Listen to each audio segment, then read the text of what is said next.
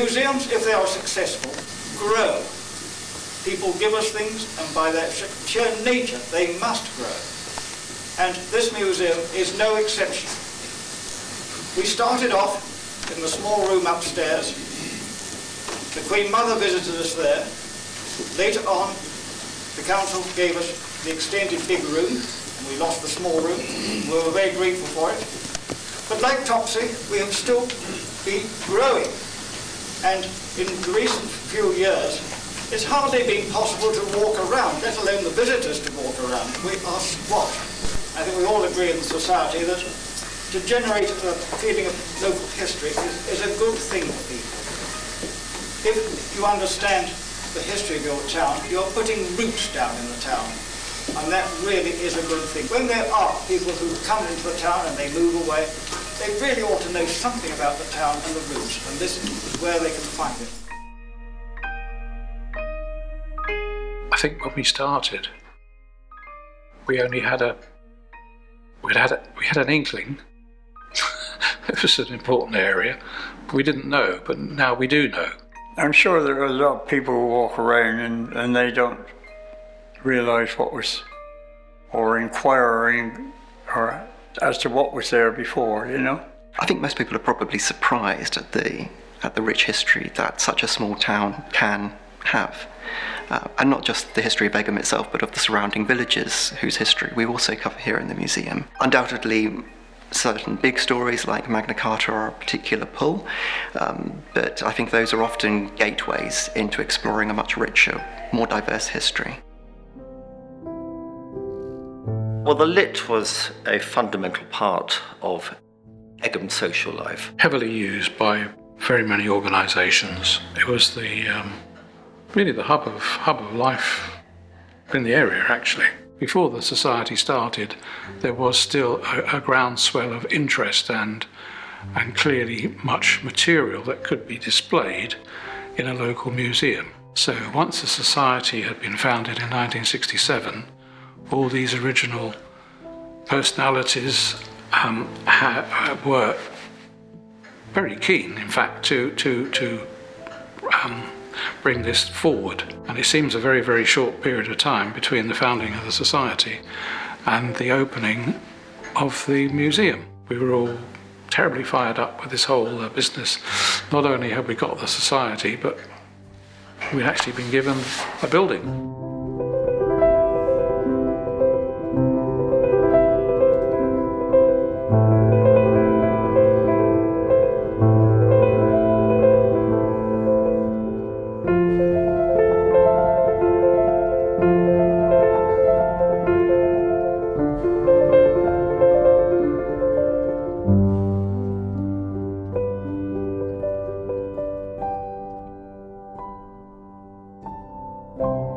I think in the early days, when the museum first started 50 years ago, then secretary of the Historical Society put several little pieces in the local paper asking for people in Egham, Virginia, Aldringford, Green and Thorpe to come and see us at the Historical Society and bring any artefacts that they might have prepared to either loan or to give to a museum that we were setting up.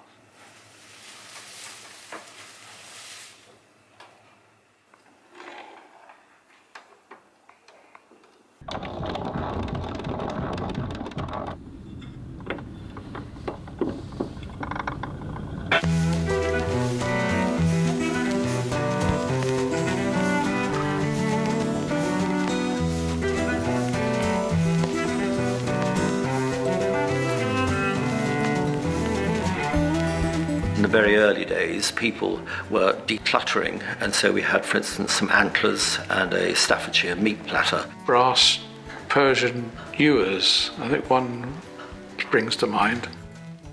Absolutely no connection whatsoever with the area, but the policy at the time was to take it in and give it an accession number. Because we were building up, we weren't quite so picky then as we are now. So one of the unexpected joys of working here at the museum was the constant discoveries of new and quirky items which had been donated to the museum over the over the years, items which at first glance you would question, why on earth is this in a museum? But of course what I learnt over time was that cumulatively all of these little fragments put together represented that founding ethos of the museum, that founding moment where the museum was established in response to the erosion of the local built heritage. And so you almost got this kind of triage conservation going on of anything old, let's take it in.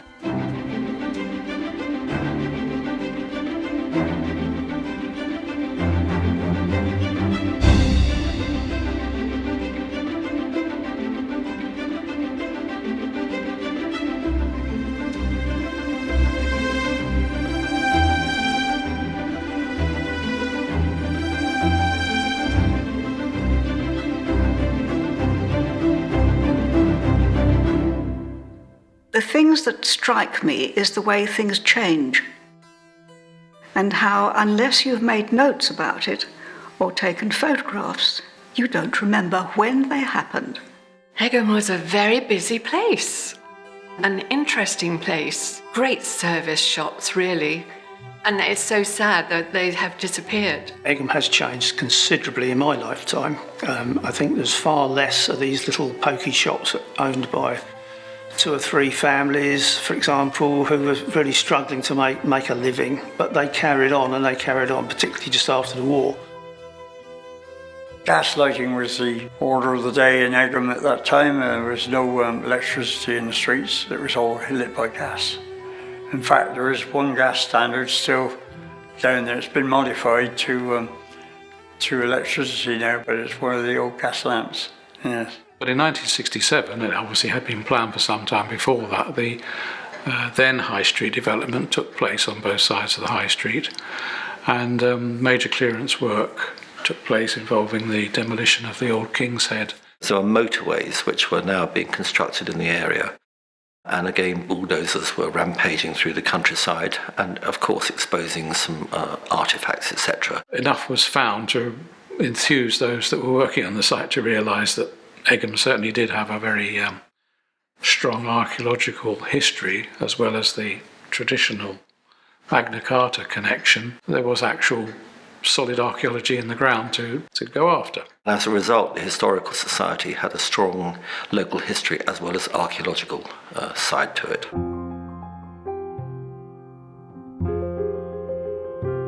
I think it might have been a reaction to the appalling losses of buildings in Egham High Street.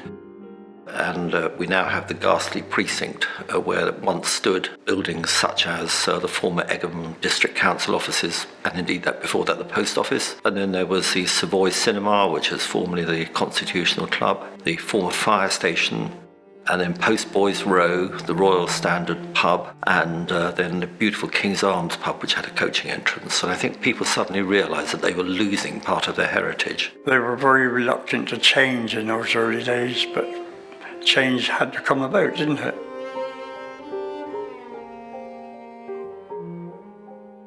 The things that most interest me are the documents. They're the things that I find the most important. It would be the newspaper collection that we hold here. I think that is one of the great unsung treasures of the museum collection, because it's just such a fantastic window onto Egham's past and the stories of ordinary people. You get much more of a slice of human life than you do perhaps from a rates book or an electoral roll. One of the first projects that I got really excited about here at the museum was looking at the collection of letters that were published in the local newspaper from people from Egham going off to serve in South Africa during the Boer War. Just seeing those stories from young men who had travelled such a long way, writing back very candidly about the experiences of what was in many senses the first modern war that Britain engaged in is really quite powerful and emotive. One of the first tasks I had when I first came to the Historical Society was in 1984. I was handed a whole load of press cuttings relating to the Runnymede pageant of 1934. But in those cuttings I discovered that somebody had actually made a 16mm film of it in 1934 on Runnymede. And I thought, wow, how good that would be to get a copy of that. So I got in touch with the BFI up in London, and they said, no, we've got nothing on our register about that at all. And she came back to me after a few weeks and she said, I found something which might relate to your Runnymede pageant. So I popped up to London, she got this film out and put it on this projector, and within 2 seconds I knew that was a Runnymede pageant from what I'd read and the still photographs that we actually had of the pageant. So I thought, brilliant, and we managed to get a copy of that for the collection. That is quite a nice little detective thing to do. The fact is that all the records and all the material and all the documentation that's in the museum is there as a result of the work of generations of amateurs who spent their time putting it together.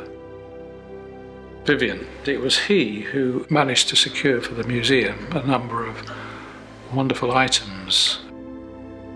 I think one of the first ones was the trifle from Egham Hatchbox, which was just brought through the antique trade. It came from a shop alongside the Royal Exchange, and I saw it in their shop window. Went in and said, could you reserve that, because I'm going to find the money by hook or by crook. And I persuaded the National Art Collections Fund to give it to us, which was a real stimulus to what we were trying to do at the time. I wanted anything that the public should see to come to Egham and be on display. There was nothing that came our way that we didn't acquire that we wanted.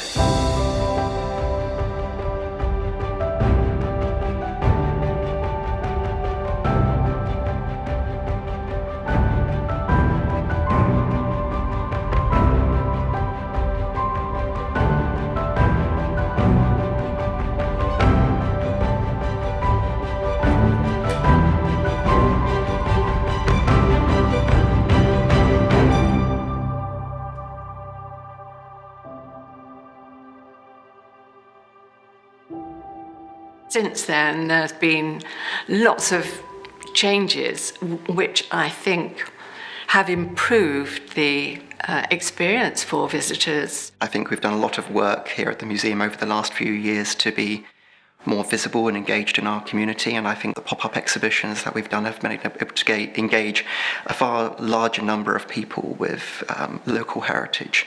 And of course, big events like the 800th anniversary of Magna Carta were a really great opportunity to get people excited about local history. I mean, obviously Magna Carta was a year that was separate from everything else, which was great fun and very hard work. I think the process of creating that pop-up exhibition for Magna Carta was, for me, one of the highlights of my time here, because I think that really exemplified a museum actively engaged in its community, and a community coming together with the museum to support the museum. During my time as curator, footfall here in the main museum was reaching around the 2,000 mark each year, still quite low. But in that 3-month period, we had over 4,000 visitors. So I think that really speaks to the benefits of being in a more accessible space, but also reaching out and drawing in new groups to work with us. So working with groups like Runnymede Art Society to create paintings inspired by Magna Carta, working with various different community groups like the local branch of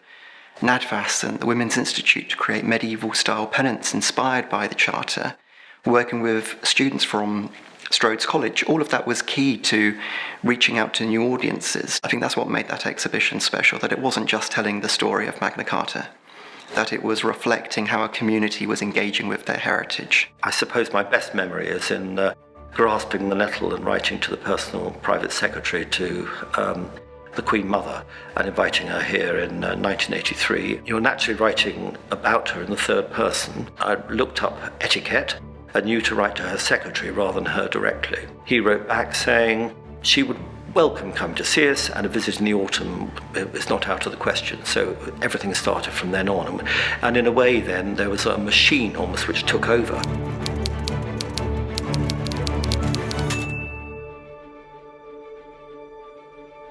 Oh, well, everything was cleaned 3 times over, of course, and people wore their best suits. Remembering in those days our cases were not purpose-made museum cases, they were sweet shop counters, amongst others, but they served. I showed around part of it. We broke up the museum into several parts, and then individual trustees then showed her those parts. And I suppose she was with us for probably half an hour. She was her usual gracious self. It all went off extremely well. So we were very, very pleased about that, because it certainly put us on the map, I think.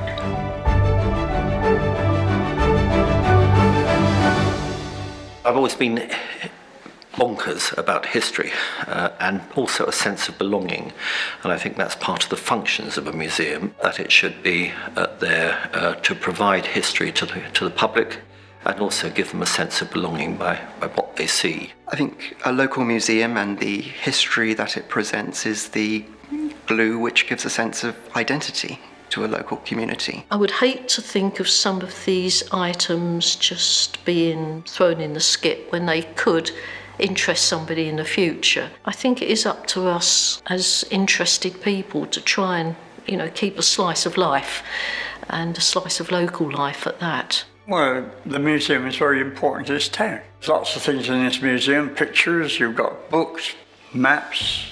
Where would we be without all those old newspapers that are upstairs, I think we now recognise just how many aspects there are to the area.